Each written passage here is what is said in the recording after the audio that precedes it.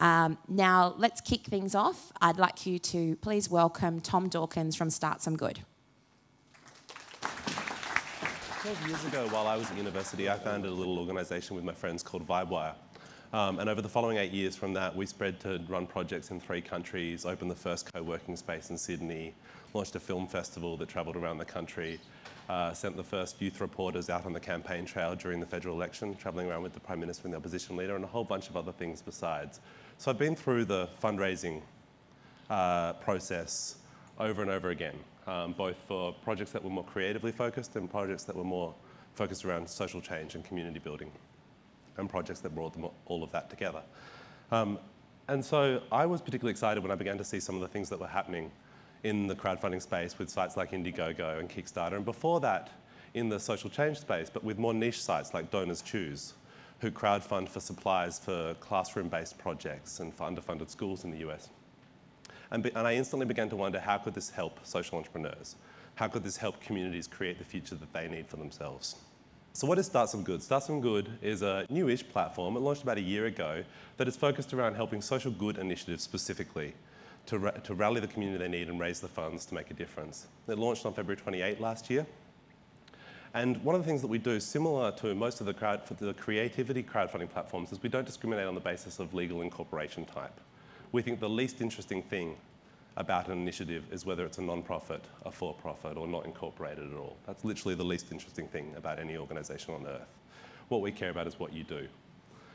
And so who here would say they have a fairly good grasp on crowdfunding already? Like, can I just say roughly who thinks, if I say to you crowdfunding, you know what I'm talking about?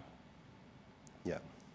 And so what do you think of this definition? This is how Wikipedia describes it. Does this sound kind of accurate to you? Not bad? Yeah. It's good. It's got all sorts of useful words that we like cooperation, trust, people who network and pool their money and so on.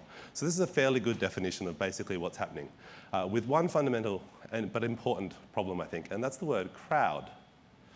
Because crowdfunding is not about crowds. It's about your peers, your community, your tribes, the people around you. I'm going to talk a lot more about that later, but that's why with Start Some Good, we much prefer to use the phrase peer funding. Crowdfunding as a phrase derives from crowdsourcing, and that comes from outsourcing. Crowdsourcing is not about the collaborative or cooperative attention. It's largely about competing to do work that has been outsourced in a new way from a company. So sites like 99 Designs are designers competing to win the right to do work on behalf in return for a reward. It's a fundamentally different dynamic from what's going on at crowdfunding. And I think that by starting in the wrong place, I don't want to spend my whole life having linguistic debates around it, but starting in the wrong place, when we start thinking about crowds, we're thinking about the wrong thing. We're not thinking about what's really going on. Crowdfunding or peer funding is peer-to-peer. It's about all of us and how we connect and how we help things happen in our communities. But whatever you call it, it's definitely a thing. This is the growth of Kickstarter over the last couple of years. And I'm sure you've all heard of, who in the room has heard of Kickstarter or another? Who's heard of Pozible? Who's heard of Start Some Good? A few of you, that's nice. And that's about as expected. Kickstarter is the behemoth in the space. Now, they're not the first. They're often credited with inventing the model. Indiegogo are somewhat older than, about a year and a half older than they are. And then there's niche sites like Donors Choose and the like who are older again. But they got a few things right, and they've seen explosive growth as a result. But the thing that I think is important is not per se the business model.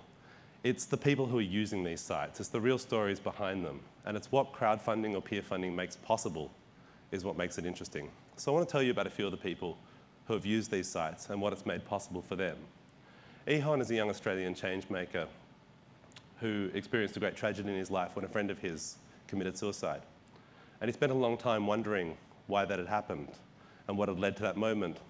And one of his reflections around that was that Australia's kind of culture of blokiness was making things harder for young men. The phrase "harden the fuck up." Don't talk about your feelings. Don't reveal weakness. Just toughen up and fight through. And so he wanted to run a campaign called "Soften the Fuck Up," that encouraged young men to talk about their feelings and to admit to their weaknesses. And he took that idea to several of the leading mental health charities in Australia. And Eon was active in this space already. He wasn't a complete stranger to them. And he took them this idea. And they were all like, that is a really fantastic idea, but we won't do it. And the reason they wouldn't do it was just a little bit too edgy for them. These are big existing foundations, so they have a lot at stake. They have large-scale donors, they have government funding, they have old rich people who don't like swearing, who are very far removed from the community of people that Ehon was part of, and the language that he knew was needed to get through to them. Now, once upon a time, that might have been the end of the story. He had a good idea, he gave it a go, he tried to talk the necessary people into backing it, and they didn't pick it up, and so that was it. But that doesn't have to be the end of the story anymore. And Ehon used our site, and with the funding from only 17 people, I'm not talking a huge sum of money, he raised about $3,000, he was able to produce the Soften the Fuck Up campaign. And that's a great website, softenthefuckup.com.au, to check out their work, and it's really amazing and impressive and important. I want to tell you about Kylie as well, one of the record-breaking, in fact, the record-breaking fundraiser on Pozible. She's raised the largest amount for an individual in their history. And her dilemma was she wanted to see more wool yarned in Australia. Am I stealing your best example, Alan? I hope not. You have lots, right? You have lots of examples. Kylie's, I know Kylie and I had her on my mind, I'm sorry. And she wanted to get some of this really high-grade wool yarned in Australia for people who make their own stuff. But the problem was, in order to buy it, you need to buy at least a ton. That was the minimum amount that you can buy on the wholesale market. Now, a ton costs $33,000. So where is she going to find $33,000 for? Is the bank going to lend her that money? Probably not. Does she have that much money? Absolutely not. Could she get a grant? There's not really a lot of foundations funding the preservation of yarning culture in Australia. So she turned to Pozible and was able to raise $38,000 from 372 supporters to purchase that ton of wool and to bring yarning back into Australia. I want to tell you about Yanti. Yanti's a young Australian changemaker also. Her parents are from North Sulawesi in Indonesia. And when she visited there for the first time as a young adult, she was shocked by some of the lack of access her family back in North Sulawesi had to basic healthcare facilities and resources that she takes completely for granted here.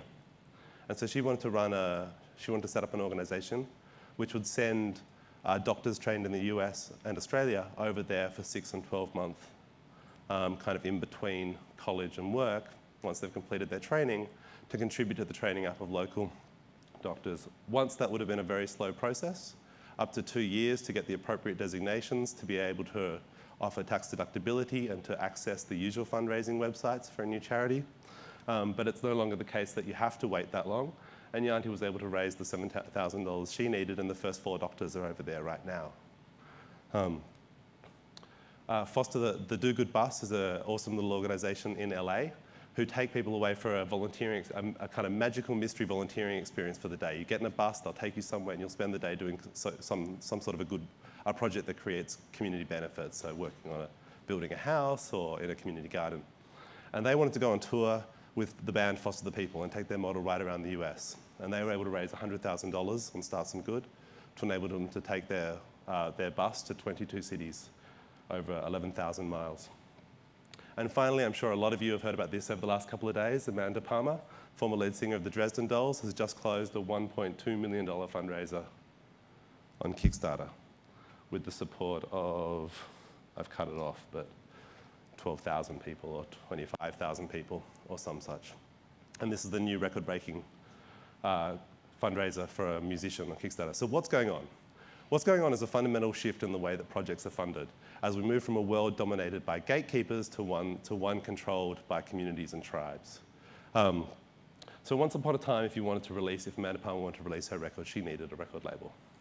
And so those record labels were gatekeepers on the music that got released or at least widely distributed, got played on the radio, and we could then decide if we wanted to consume it at that point, once it had already cleared the hurdles to be available at all.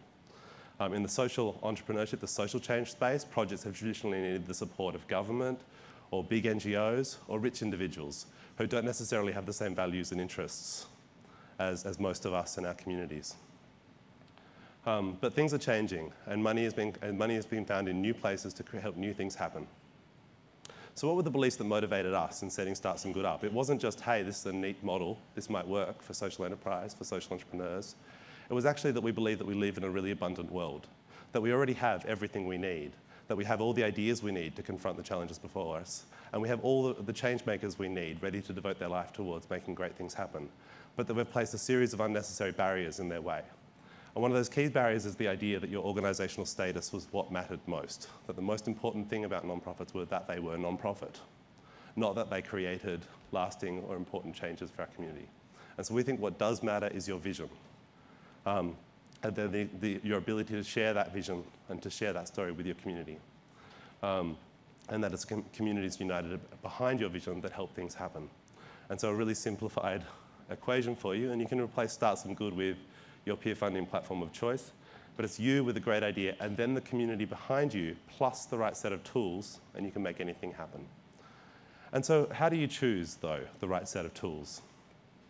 This is on our website as one small way to help you make your mind up, but there's many, many more options beyond this.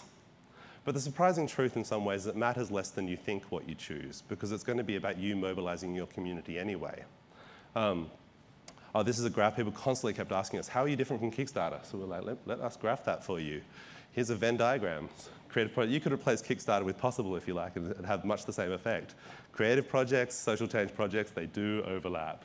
But in general, we don't see any of these websites as competitors of us, but rather our allies in creating this fundamentally different world, a world where awesome things can happen because the people have the individual drive, the genius, the brilliance, and put the hard work in and mobilize a community to help them make those things happen, not just because the gatekeepers decided they wanted it to happen. So we're all on the same page in helping bring that world about. But ultimately, the choice is up to you. It's about what kind of a frame you want to put your project in. It matters less than you think which one you choose, because it's going to be reliant on your effort. But the story you tell is important, and websites can provide a different frame for that story. That'll echo that story and promote that story or sit counter to that story. That's probably the most important thing to think about, to be honest, when thinking about your choice of website. If you're a largely Australian-based project and your community is here, being on Kickstarter won't help you at all in succeeding in a fundraising. It will make literally no difference. You'll have to jump through a heap more hoops to get there when you could use Pozible, which has the exact same success rates, right here. So why do people give money to anything? Why do any of us ever give our money away? Well, there's 4 basic reasons. The first is that we have the expectation of future financial return. So that's what we call investing. The second is that there's something we want, nowish, a good or service, which is what we call shopping. The third is there's a future we want to see created, that we want to believe in, and that's what we would generally call philanthropy.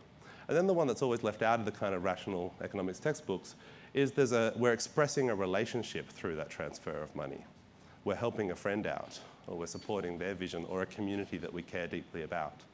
And you can see that even in people like Amanda Palmer's success. Of course, people like her music, so they want that product, but they also actually just want Amanda Palmer to kick ass and want to see her succeed because they like her and she's worked really hard to build up a relationship with her fans over the last 10 years.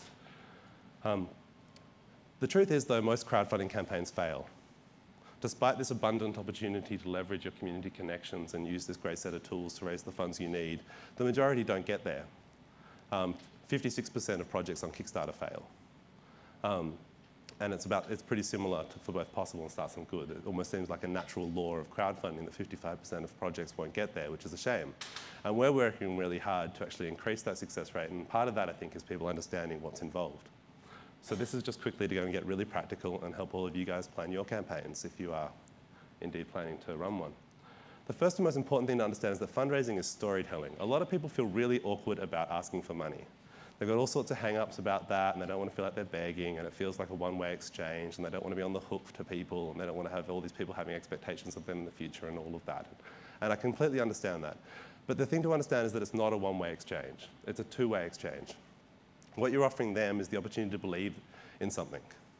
And this depends a little bit on the kind of projects you're doing, and I'm used to focusing more on the social entrepreneurship, social change side of things, but everyone wants things to be better, and everyone wants to believe that things are able to be better, and that you're offering people a chance to be part of making something better, or offering them a chance to be part of helping you release your CD, and I'm sure that's going to make the world better as well.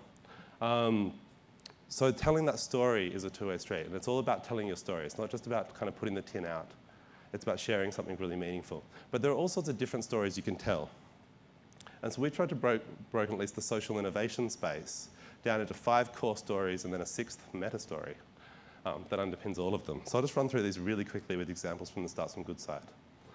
So the first is, and some projects will have all 5 of these stories, all 6 of these stories. But that doesn't mean you tell all 6. You might hone in on the ones that are most pertinent, that feel most powerful to you. So there's the story of the issue you're working on, if your project is a social innovation focused project. There's where is it that the change you're creating is happening? What is the thing that has been made better or been made possible by your project? And so, for instance, Launchpad, women's health, their story was about women's health and why it's so important to intervene in women's health and help, and all the range of positive outcomes that are produced when you focus on women's health. And there's a range of blogs and journalists and organisations out there who care very specifically about women's health. And so there's your focus. They're the people who you're going to tell that story to. Each of these stories comes with inbuilt tribes of people who care about them. And knowing your story helps you know who to tell that story to.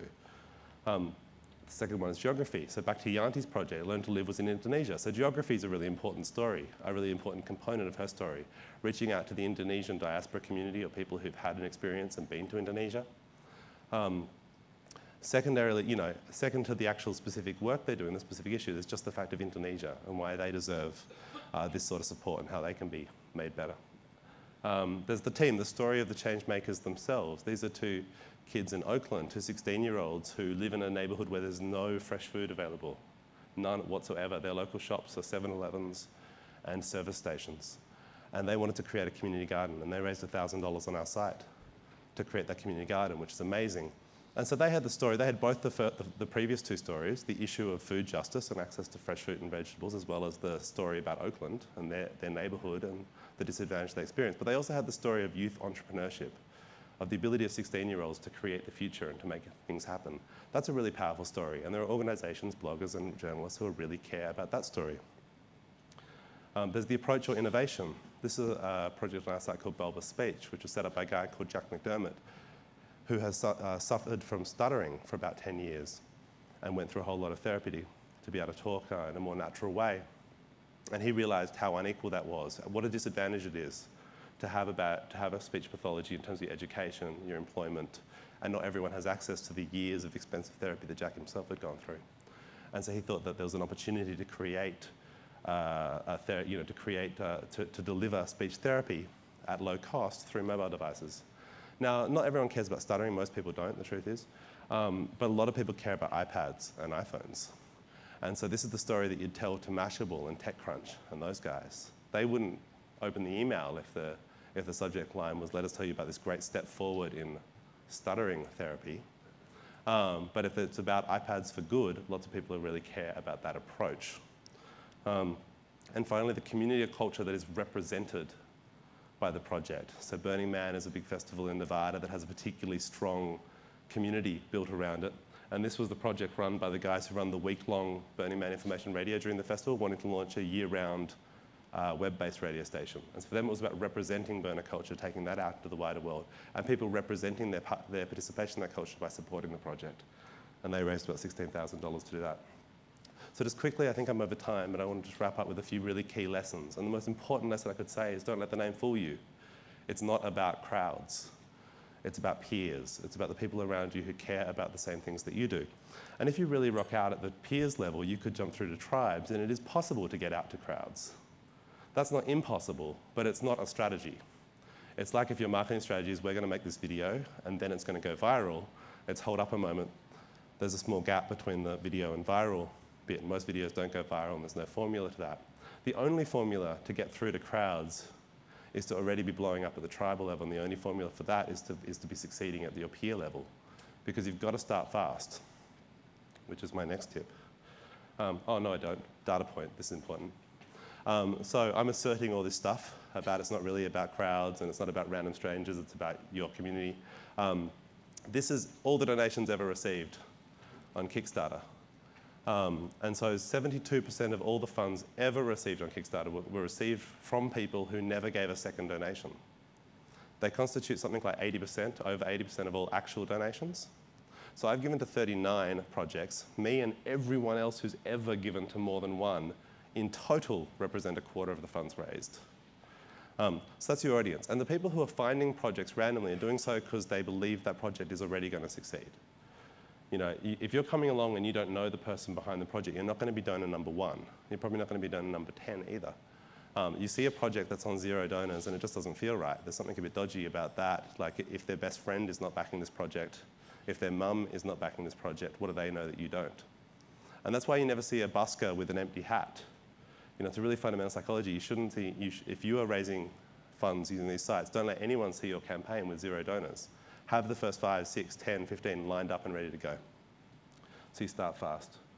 Well, I really like this. This is just a Q&A on Amanda Palmer's thing. And this just is to emphasize that it takes real work. It's not magic. She hasn't succeeded because there's this crowd on Kickstarter who care desperately about Amanda Palmer. There's actually this Amanda Palmer tribe who care about Amanda Palmer. And that tribe's been created over 10 years of hard work, or thought of differently, over her whole life.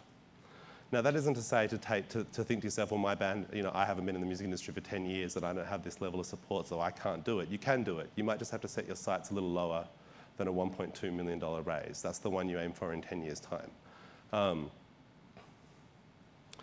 And the only way you succeed in fundraising is by asking.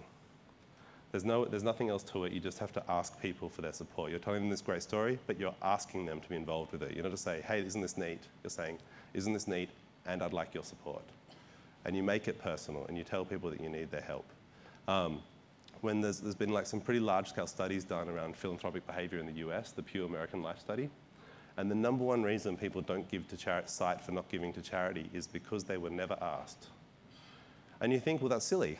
If you have the money to afford to give to charity, you know there's social issues out there, so surely you would just say, well, I have this extra $1,000 this year, I'm going to give it to charity, and you go and find a charity to give it to. But no, people actually don't do that. And they don't do it on these sites either. People don't say, I'm going to go crowdfund a CD today. They get asked by someone to help them crowdfund their CD today. When asked on Quora what was the value of being on the Kickstarter.com homepage, Yancey Strickner, one of the founders, said the value is approximately 0.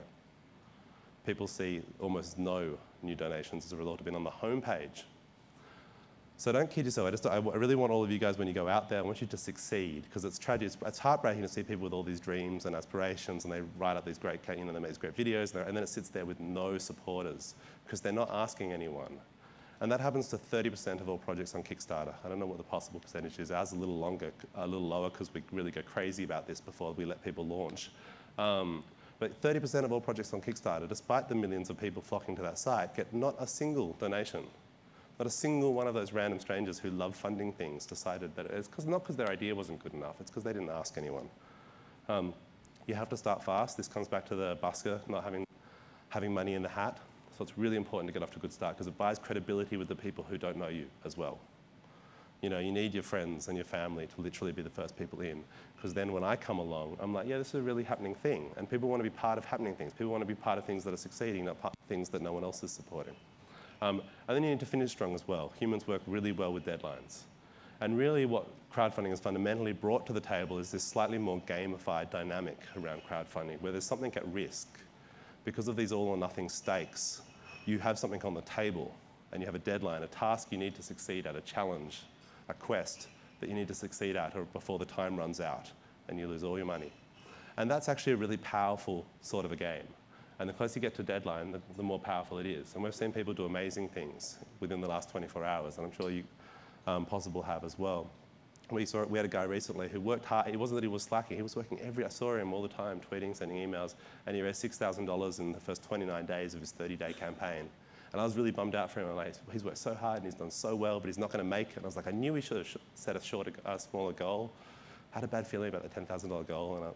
But somehow in that last 24 hours, everyone rallied around him. The people who had already put in $6,000, they'd put it in because they wanted to see it happen, because they wanted to see him succeed. They didn't want to see him. They were feeling like I was feeling, slightly wretched. We were too involved by now. It had to succeed. And so everyone rallied around. I sent an email to a group of my friends explaining to them why I cared about this project. You know, so I took that next step beyond just chipping in my $25 myself. I rallied, and everyone rallied, and he got that last $4,000 with 52 minutes to spare, which was pretty exciting. This is a guy I like, and this is a tweet he sent yesterday that I thought was so spot on. It's when people are financially invested, they want to return. When people are emotionally invested, they want to contribute. And I think that's really the power and the joy of peer funding, is that people are emotionally invested in these projects and they're looking for ways to help make them happen, just as an example of the project I told you about before. So I have no idea when I started. I'm sure I'm over time. But it's been a real pleasure to be here. And if any of you have a project that you're thinking of raising funds for, I mean, we're going to hear from Alan next and then do questions, but please get in touch with me anytime. I'd love to help. I get my greatest joy from helping people take their ideas and help them happen in the world. So get in touch. And next up, we have Alan Crabb from Pozible. I'm Alan Crabb. I'm the co-founder of Pozible. I'm based in Sydney. I co-founded Pozible with a friend, Rick Chen, who moved to Melbourne quite recently. Pozible is very much an Australian crowdfunding platform. We specifically developed the platform for the creative industry because we've seen back 2 and 3 years ago, we've seen the crowdfunding model start to get traction. And when we seen it quite early on, we said this is going to be quite huge. So at the time we were thinking, let's use a platform like this that's used in the US and build our business using the crowdfunding model. But when we looked in Australia, no one was doing it. So we launched the platform Pozible just over 2 years ago under Funbrag, but then we changed a year ago to Pozible. So Tom had a definition from Wikipedia about crowdfunding. I used to use it, but then I heard a young Aussie use this description of crowdfunding, and I think it sums up what I suppose what we think crowdfunding is. And I think it gets the generation change and what it's all about getting heaps of people to chip in to do something epic.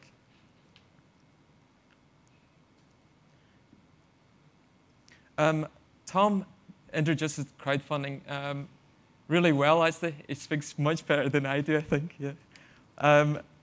I'm going to look at crowdfunding from a perspective of a creative person, looking at using crowdfunding and looking at what value it gives to you for your project or for you as an individual. And then I'll go on and talk about what works with crowdfunding. So quite recently, I used to talk about crowdfunding as the way of getting the money to do things, to make your dreams happen, to make your ideas come to life. But I've since realized there's much more value to crowdfunding than just the cash. As Tom mentioned about building a community and building an audience for your work is probably one of the most important value propositions for you running a project. I think we've seen quite recently, especially through the likes of what Facebook have done, the value of building a community. So Instagram, to me, is probably one of the best examples of what a community of people is worth in monetary terms and for value proposition to an audience. If you didn't know, Instagram was sold to Facebook for $1 billion. So someone values that at $1 value. But that's what I'm trying to say. Crowdfunding, building that audience around your work in the longer term is much more valuable to you and for your project.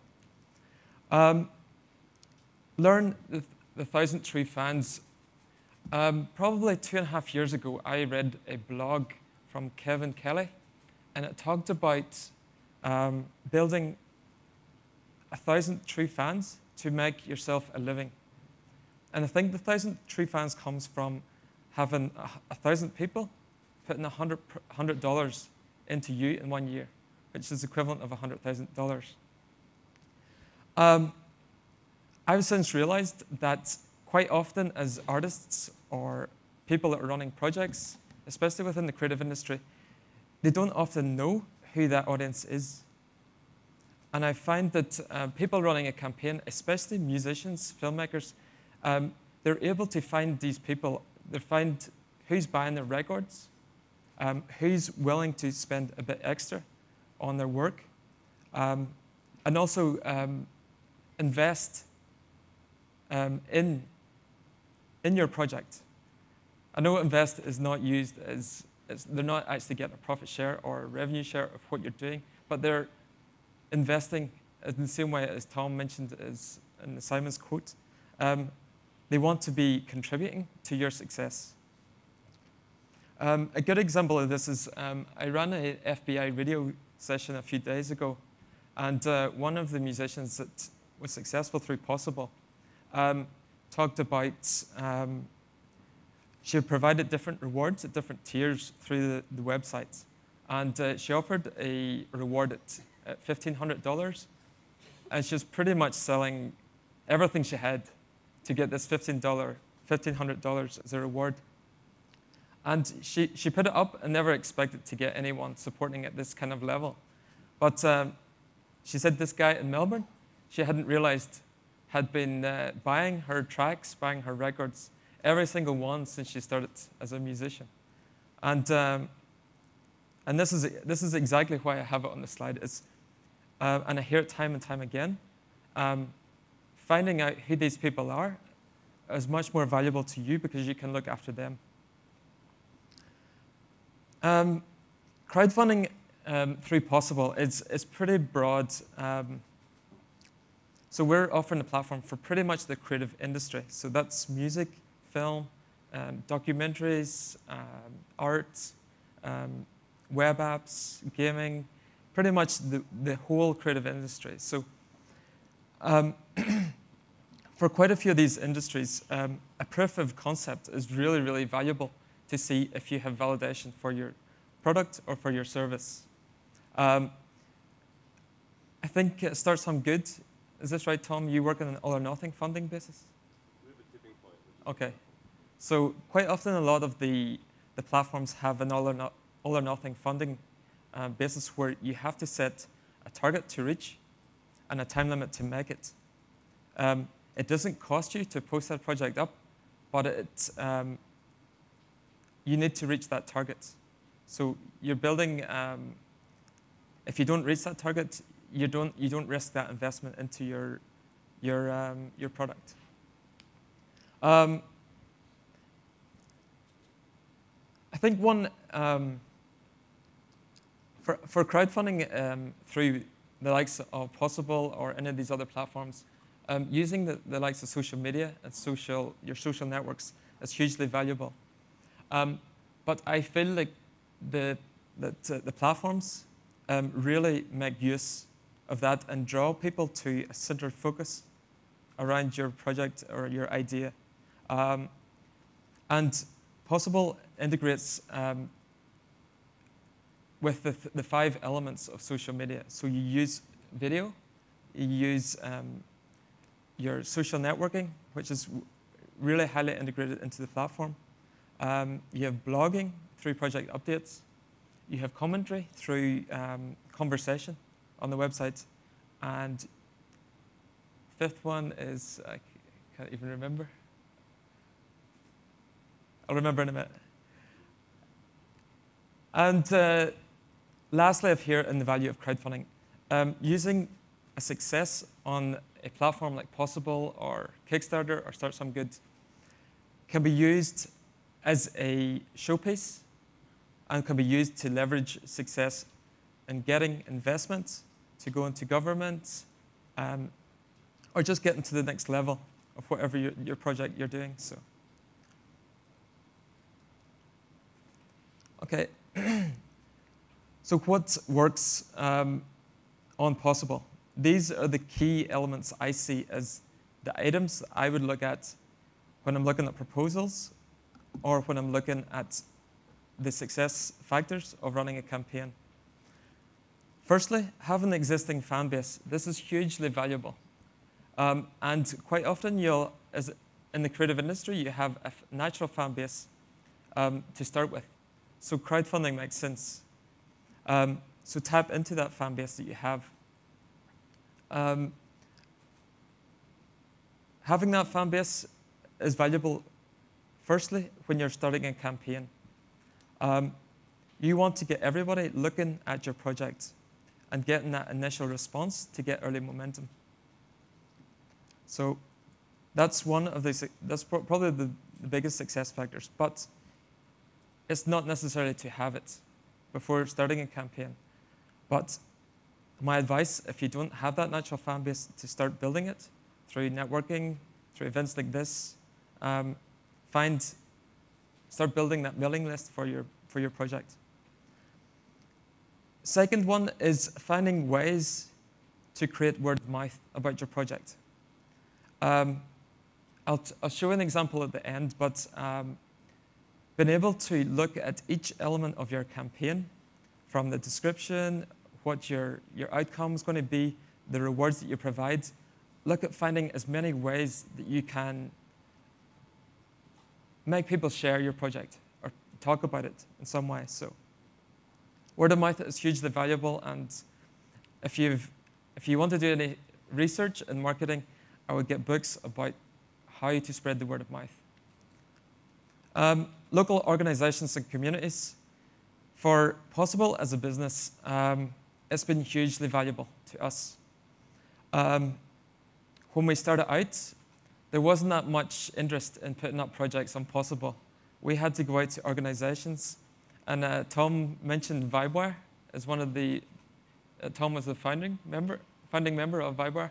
So as a business, we ran out of a small shared hub, and they were hugely valuable in making Pozible a success at the beginning. And I would encourage anybody that's looking to do a creative project in Australia to tap into these small organizations and communities to help them get started. I've influential people and recognition.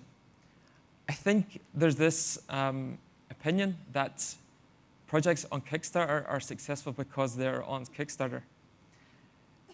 A lot of the projects that are very successful are the ones that get a lot of recognition and exposure through the likes of online publishers, through talked about from celebrities, getting talked about by key people in an industry. So it's really valuable to try and connect with these people, get them talking about your project, start a conversation with them, look them up on Twitter, who is interested in your line of work. So try and do this beforehand, but know the benefit of having it during your campaign. Okay, these, from a creative standpoint, design and content are hugely valuable. First impressions about a project really set the scene for how your campaign is going to run. If you have it well planned and you've got a nice video, nicely laid out graphics, simple description, very clear message about what you're trying to do, and I suppose a nice what would you say? Look at the rewards that you're providing. Have them look as if they're appealing to someone to purchase. I've got here, keep it personal and real. It's very important that you try to connect with the people that are going to support you. So using the likes of video is very important to get across your personality and also the passion for what you're trying to do, because people are going to will identify with that, with your project and with what you're trying to do.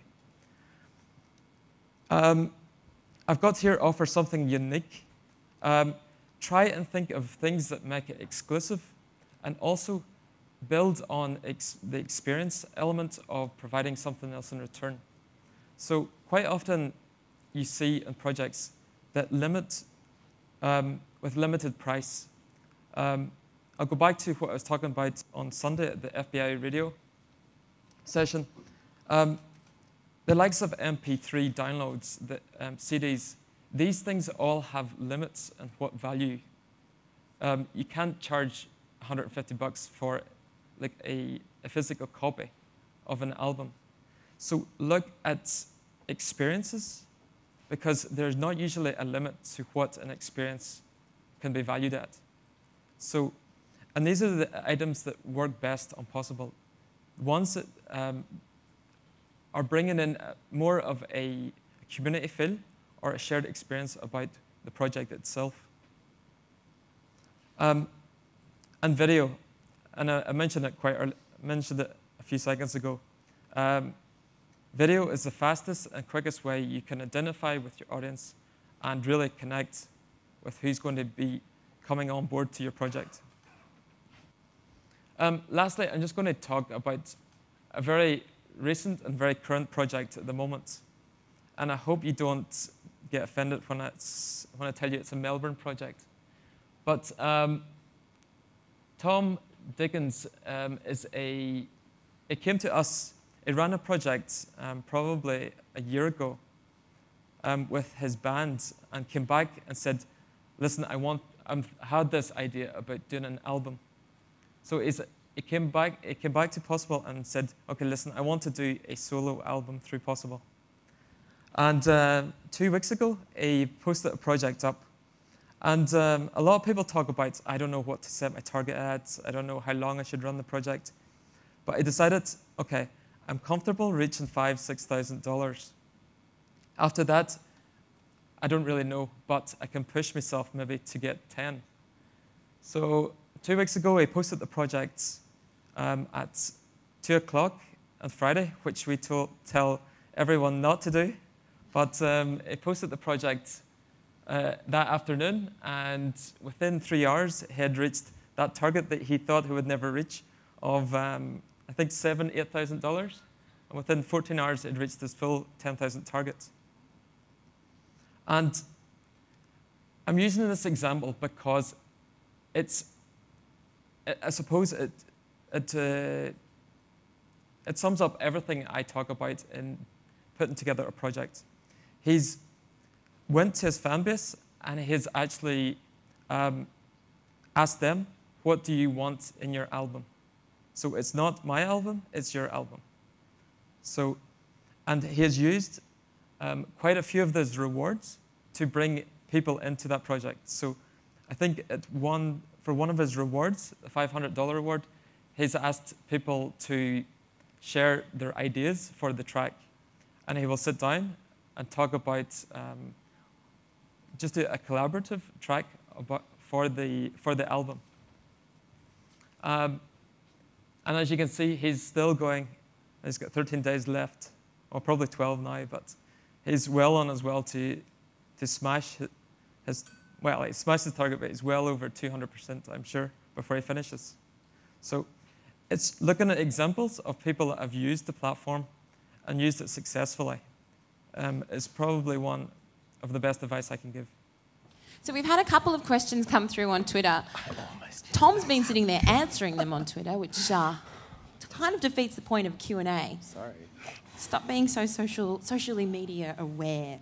But thank you. Both really interesting presentations. I mean, some of the great points that came across to me were the idea of kind of, I love that analogy of the busker. You know, you don't walk past a busker with an empty, or you walk past a busker with an empty hat. You want to think that you're getting involved in something that already has a little bit of momentum behind it. And one of the ideas that you raised, Tom, was the idea that you would get your friends and family to contribute. How do you go beyond that? How do you kind of, say you get everyone you know on Facebook to chuck in a couple of dollars, and then how do you go from your peers to that bigger tribe? Yeah, I mean, almost every particularly every project on our side, I think, has a particular tribe of people who care about that issue. And so by looking at through those different stories, you begin to identify the tribes who are most receptive to that story, the people who care about the technology you're using, or who care about the location that you're working in, or who care about the issue that you're working on.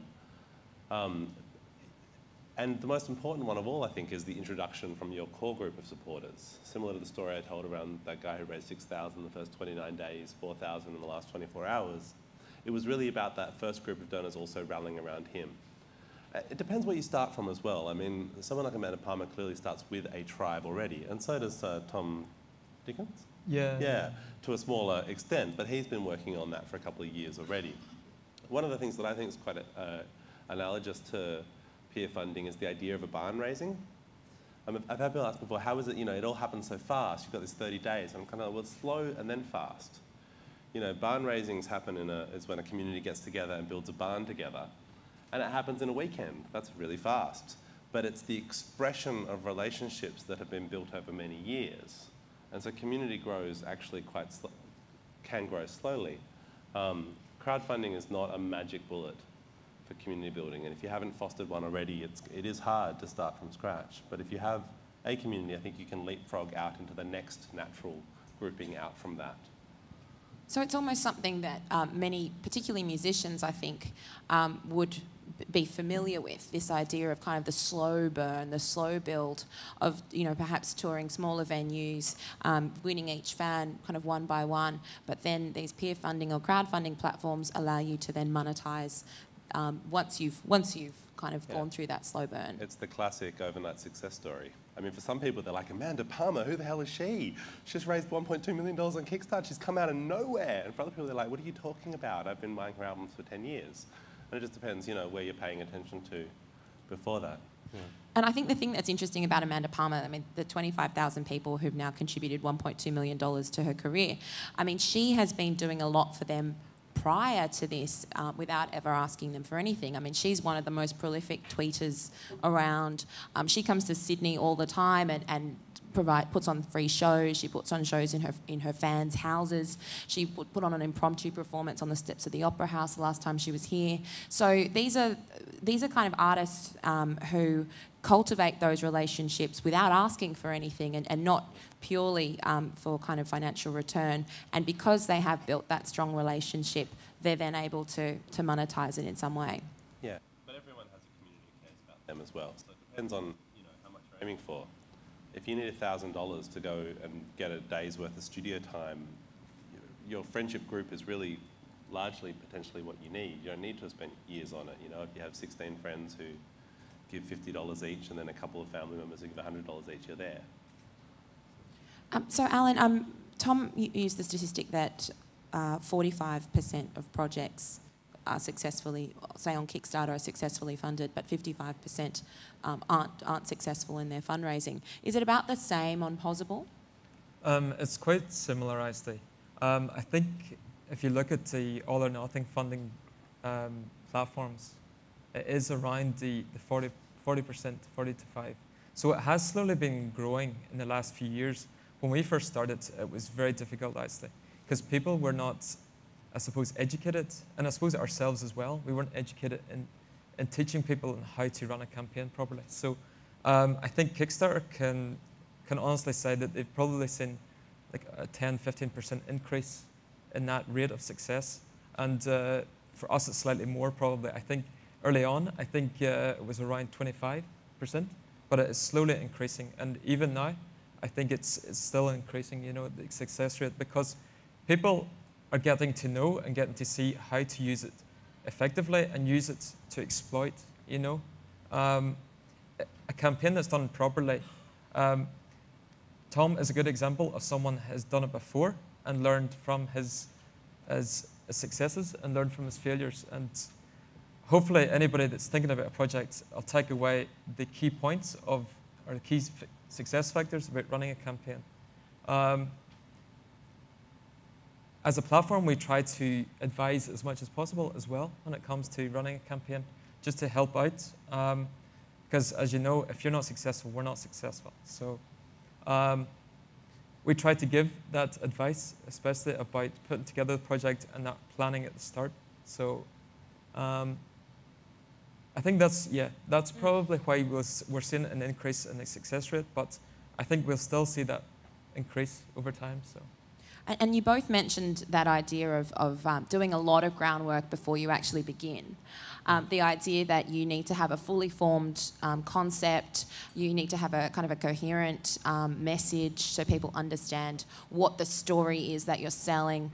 You have to have good, clean design, to have a video that's really simple and short as well.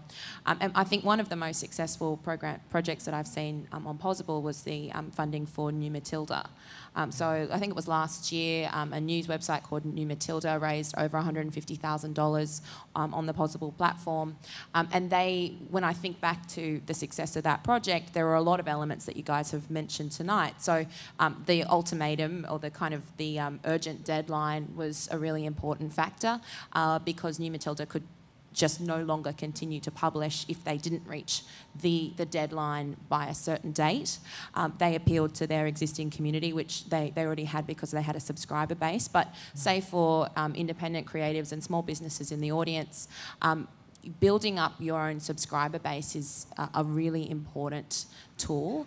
We might not all be New Matilda and have a newsletter going out every couple of days, but if you have a blog, if you have a website, I'd suggest setting up your own mailing list so that people who are, one of those 1,000 true fans, you can start to capture their attention and, certainly not overdo it.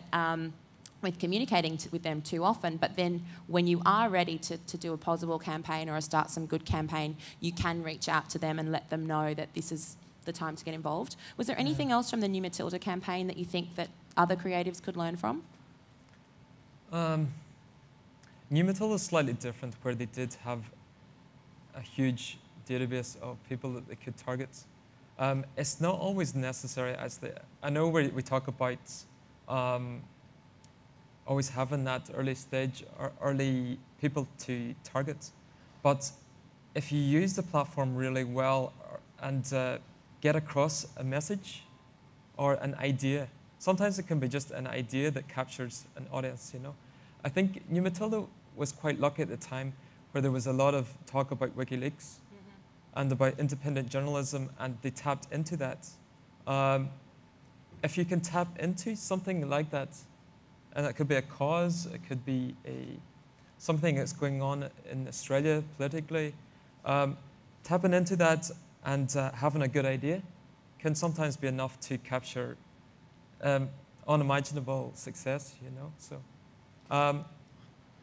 although it's one of the success factors, I don't want to say that it is the only success factor in running a crowdfunding campaign. So. Okay, I have a few more questions from the audience.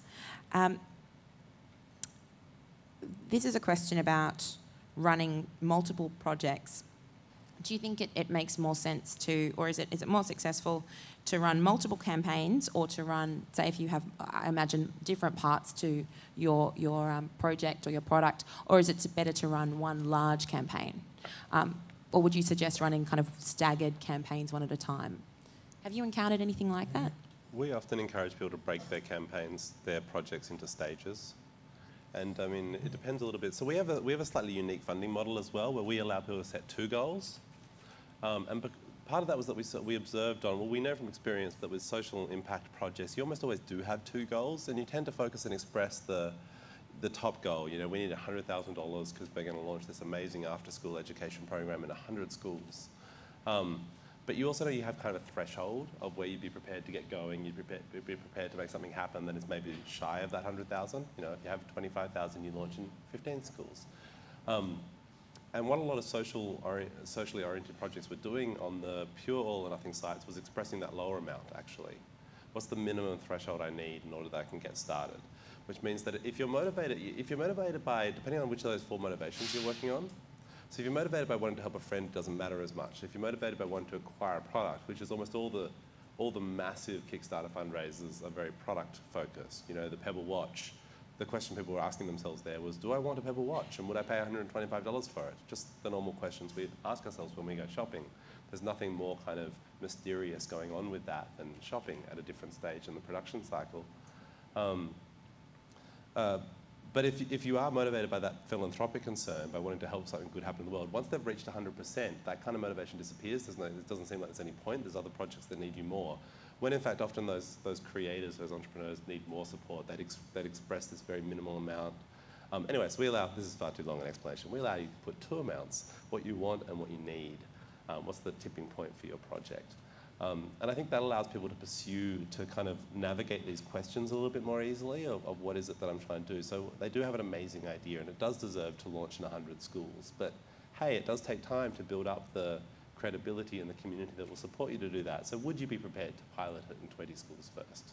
Prove it's amazing, and then come back and raise the rest of the money you need to roll it out. So we often encourage people to think about, could you pilot, you know, people who don't have the existing track record, could you pilot it? You know, could you raise, how big is your community? How much money could you raise? Okay, is there a pilot you could run for your project? Everything doesn't have to be national instantly. Everything doesn't have to change everything all at once. Prove it works, come back and do a bigger campaign 6 months later, and now you'll bring a bigger community with you as well. So, I mean, I think Alan referred to that kind of as the proof of concept benefit as well. So, say if you want to do a project in 100 schools, maybe start out with 20 or whatever's manageable, so you can start that. I haven't, sorry? Yeah, this is a question I get asked quite a lot recently, especially to do with film projects. And I think it does come back to planning the project quite well. I think, especially with film, you can split it into like a like it's a early idea, and then you can look at production and post-production of that project. So splitting up into two sometimes makes sense with your project, but it really depends. I would always plan it really well so that you don't end up doing a second campaign because you didn't raise enough for the first. So, yeah, I think for a creative project it's somewhat different. Normally the project is about the creation of an outcome, right? So you're creating the CD. If Tom came back and said, actually, that was just to pay for studio time, now I actually need to get the artwork done, he'd be like, but I want my CD. And you're offering the same reward for multiple campaigns, which wouldn't work, right? But if it's, say, the production of the CD and then the concert tour, you know, so you've got the CD out there, everyone's backed you, Tom just got his $20,000 for the CD.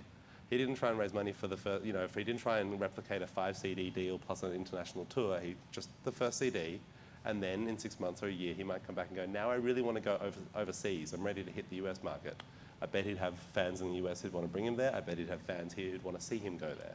So I guess one way of summarising that is, you know, deliver the first time, and then when people kind of enjoy that outcome, then they're more likely perhaps to be those repeat donors and come back and help you the second time. So one more question, because we're rapidly running out of time. This is a question about timing. Alan, when would you suggest that people, when is the best time to list? How long? What is the time frame for listing? Well, on Pozible, the best time is probably tomorrow, because we've lowered our fees. So if you post your project tomorrow, it's cheaper, yeah. So the best time, I think it's really yourself looking at your own project. Intuition, I think when you're ready to put it up and you're comfortable about getting people on board early. I suppose that's probably the one best advice I say. When you're ready, when you're happy that everyone will jump on board your project whenever you launch.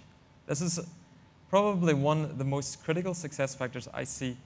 Getting that early momentum builds credibility, builds trust, builds a positive feeling about your project. It builds, I don't know, it gets yourself quite excited as a project creator. Everything's positive if you can get things happening at the start. So I suppose the timing is whenever everyone's sitting at their computer, at lunchtime, at break time, whenever, and you're able to hit them all at one go to get them into the project. So think about when you're most bored at work and easily distracted and thinking about something else. Yeah. So maybe, you know, lunchtime on a Friday. No, you said Fridays are bad. Yeah, I always said that's Fridays bad, are bad. So I don't know. I give up on timing. Yeah. Okay. So there's no magic formula, Tom? Afraid not. No? No, I mean, it's the old, there's nothing new about this apart from some small tweaks around the game dynamics and by placing them within an aggregated context of multiple projects happening on the same site, which is useful, which does lend credibility, which does place it within, these things help a little bit. But there's never been any magic bullets for fundraising. It's getting out there. It's the hard work of going out there, telling your story to people and asking them to support you, or telling them about your music and getting them to show up. There's no magic bullets to any of this stuff. There's just new ways of working at it. But new ways of working at it provide new potential outcomes to new people. And I hope that you'll all give it a go with your project when you're ready. And that's a great_place to leave it. Now, both Alan and Tom are on Twitter. And if you have a look at our Twitter feed, which is at vivid_ideas, we've been name checking them as we go. So please do hit them up, ask them questions. That's what they're here for, to really help you guys get your projects off the ground. Please join me in thanking them for their help tonight.